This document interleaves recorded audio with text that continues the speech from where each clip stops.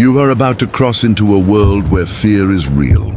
Real stories, unexplained phenomena, where the supernatural lurks in the shadows. From the portal of dread. Today's story, the dark beast of Ananindeua in Pará. Greetings, spooky visitors. Welcome to the portal of dread.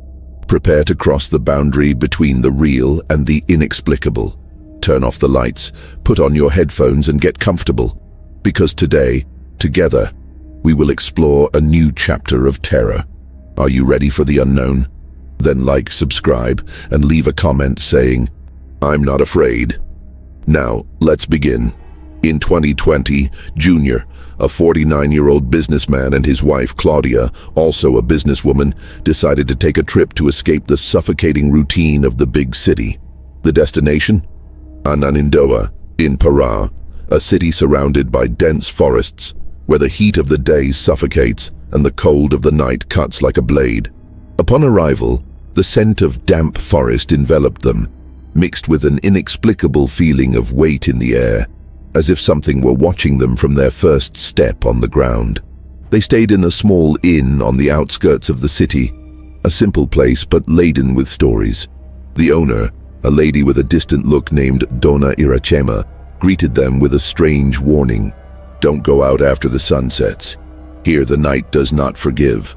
Junior laughed, thinking it was just local superstition, while Claudia, more attentive, noticed that the inn's windows had reinforced locks, as if something needed to be kept outside. That first night, as the wind whispered through the trees, a low, guttural sound echoed in the distance, something between a growl and a lament. The lights in the inn flickered for a moment, and the silence that followed seemed suffocating. Claudia squeezed Junior's hand, whispering, "Did you hear that?" Before he could answer, something scratched their bedroom window, leaving deep marks in the wood. There was no one outside, or at least nothing they could see. The next morning, Junior and Claudia tried to ignore the previous night's incident, attributing the marks on the window to some wild animal. But the discomfort persisted, especially when they noticed that Dona Irachema avoided looking them in the eyes while serving coffee. "Did you hear something yesterday?" Claudia asked, trying to break the silence. The lady just shook her head and mumbled something about not messing with what you don't understand, before retreating hurriedly. Determined to explore the region, the couple decided to take a walk along the trails near the inn during the day, when the heat in Ananindeua was almost unbearable. The forest seemed alive, with the sounds of birds and insects blending into a constant rustling that seemed to follow them. Junior noticed strange footprints on the ground, too large to be from any known animal, with claws that looked like they could tear the earth like knives. He tried to joke, saying it was just a lost alligator, but his voice trembled. As dusk fell, while they were returning to the inn, the cold of the night began to settle in, and with it, a dense fog that seemed to swallow the trail. It was then that they heard it. A deep growl, so close that it made Claudia's hair stand on end. Junior grabbed a branch as an improvised weapon, turning in every direction, but the fog hid everything. Suddenly, something gleamed between the trees, two yellowish eyes, larger than those of any predator, fixed on them. The thing didn't move, it just stared at them, as if it was assessing its prey. Claudia screamed for them to run, but before they could take another step, the ground beneath their feet trembled, and the sound of something heavy approaching echoed through the forest. They sprinted towards the inn, their hearts pounding uncontrollably, without looking back. But upon arriving, they found the front door wide open, and the lights all off. With the inn's front door wide open and the lights off, Junior and Claudia entered hesitantly, the silence of the place weighing like a threat. The smell of damp forest seemed stronger inside the building, mixed with something metallic, almost like blood. Junior called for Dona Irachema, but there was no answer. Only the echo of his own voice reverberated through the dark hallways. Claudia, trembling, turned on her cell phone flashlight, revealing the main hall in disarray. Overturned chairs, claw marks on the walls, and a trail of dark mud leading to the basement. "We shouldn't go down there," she whispered. But Junior, driven by a mixture of fear and curiosity, insisted that they needed to understand what was happening. Each step they descended creaked beneath their feet, and the air became colder, more oppressive, as if something were waiting for them. In the basement, they found an improvised altar covered in melted candles and strange symbols carved into the stone. In the center, an old leather notebook opened to a page with drawings of a grotesque creature, a beast with yellowish eyes and claws that looked like they could tear even the paper. Next to it, a phrase written in red ink read, "The shadow beast only rests when sated. Do not call it, do not see it, do not hear it." Claudia froze, realizing that the growl they had heard in the forest was no coincidence. Suddenly, a noise came from above, as if something heavy were dragging claws across the floor of the inn. Claudia's lantern flickered, and for a brief instant, in the darkness, Junior swore he saw an immense shadow move behind her, something that was not human, something that seemed to smile. Before they could react, the cellar door slammed shut, locking them inside. Locked in the cellar, Junior and Claudia felt panic rise as the air seemed to grow thicker, almost suffocating. The sound of claws scratching at the wooden door echoed like a countdown, each scrape slower and more deliberate, as if whatever was on the other side knew they had nowhere to run. Claudia's lantern failed completely, leaving them in total darkness, where every breath seemed amplified. Junior groped along the damp walls in search of an exit, while Claudia, her voice trembling, began to read excerpts from the notebook in the dim light of Junior's cell phone. The pages revealed an ancient history. The shadow beast was not just a creature, but a curse tied to the land of Ananindeua, awakened centuries ago by a blood ritual performed by colonizers who desecrated sacred ground. Since then, the beast had claimed lives on moonless nights, like that night, marking its victims with a deep cut that never healed. As she read, Claudia realized something terrible. The last pages mentioned that the beast did not hunt randomly. It was attracted to those who carried guilt or dark secrets.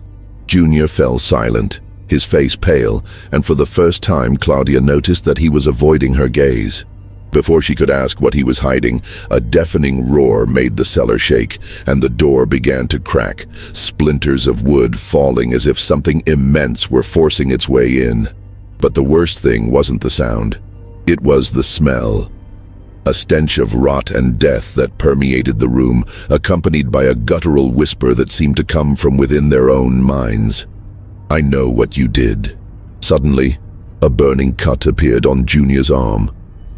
Without anything having touched him, blood began to flow, tracing a pattern reminiscent of the altar's symbols.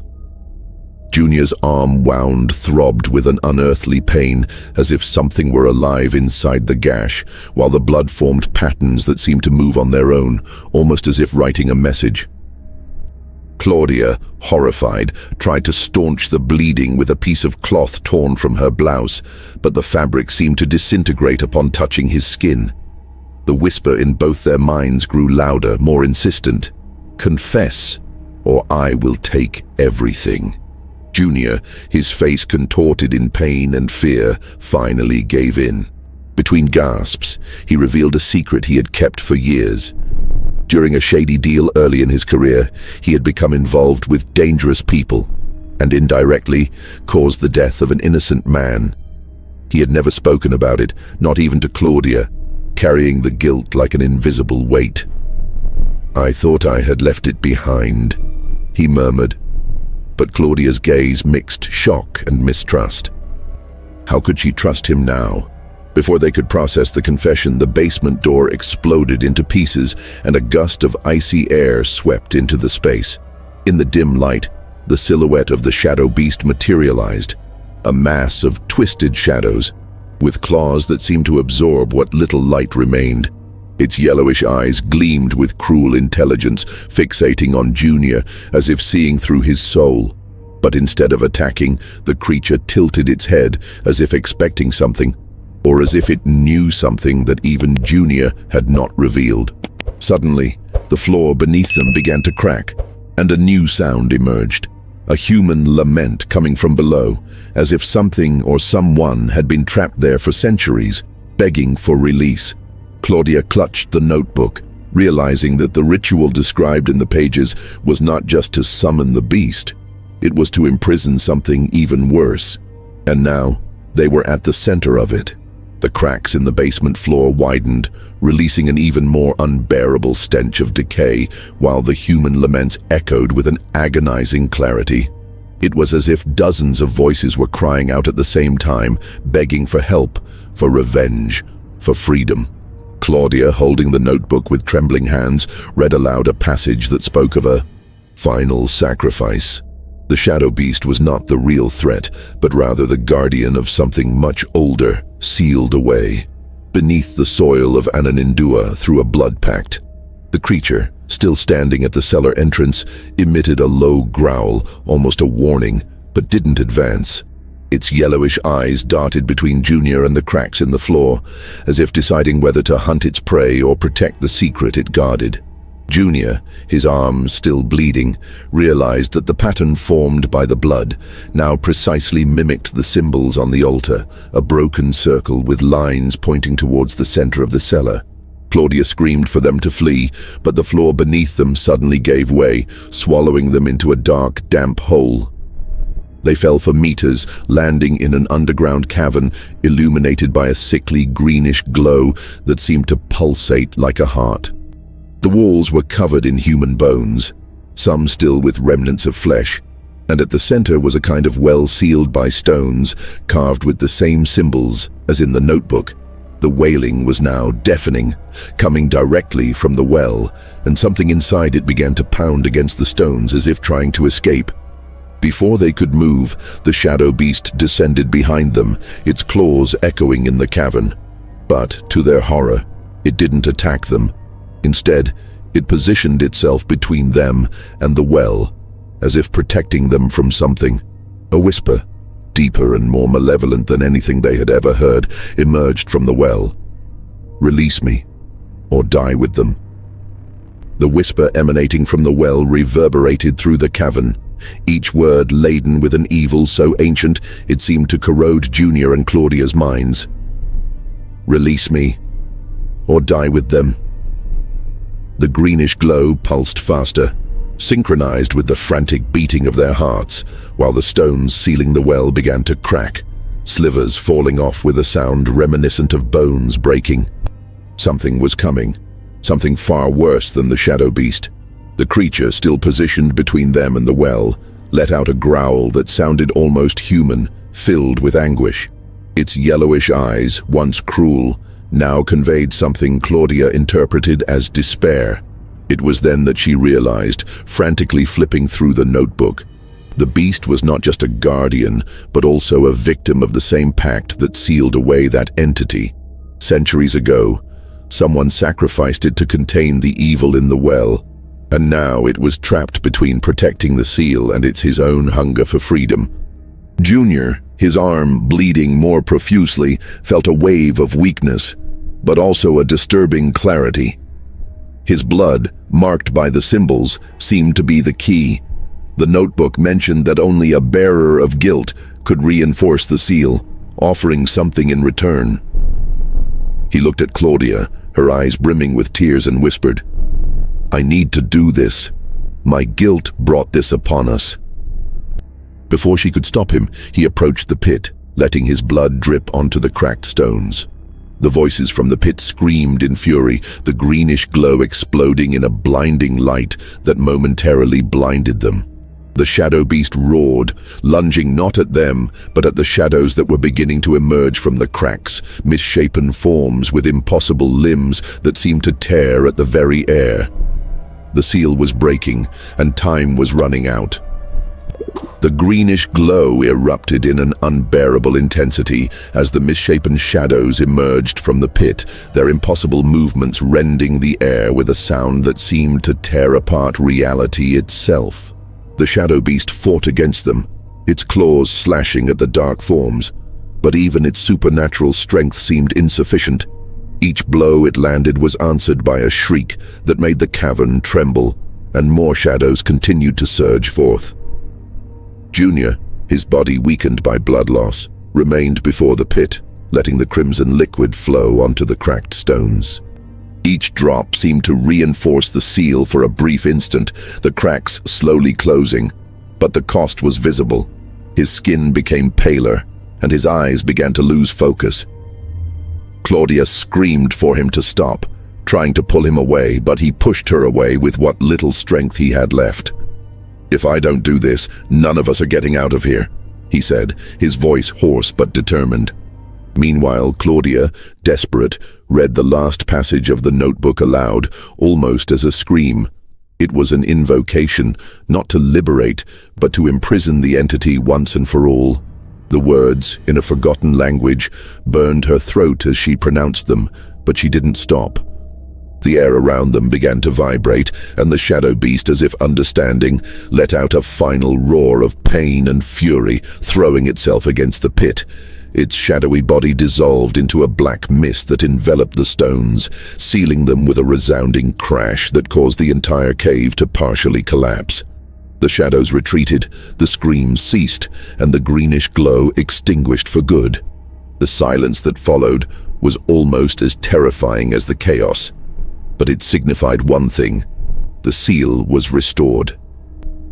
Junior collapsed to his knees, exhausted, but alive. Claudia embraced him, weeping as stones continued to fall around them. With a superhuman effort, they managed to clamber over the rubble and escape the cave, emerging into the forest under the pale light of dawn. They never spoke of that night again, but the cut on Junior's arm remained, a scar shaped like a symbol that never fully healed. And on moonless nights, he still wakes up sweating, hearing a distant growl that might just be the wind, or maybe not.